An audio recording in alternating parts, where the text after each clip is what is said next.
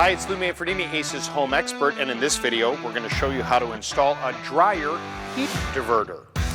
Installing a dryer heat diverter on your electric dryer only is a terrific way to harness the heat that your dryer is kicking out and actually bring it into your home.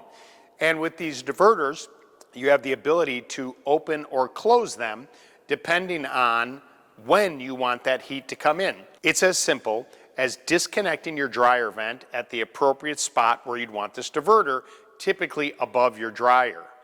You slide the diverter over the top of the bottom tube, and then you place the other side of the tube on top of it. And you'll see with this lever, you can either open or close it, but this can only be done on an electric dryer. And that's it.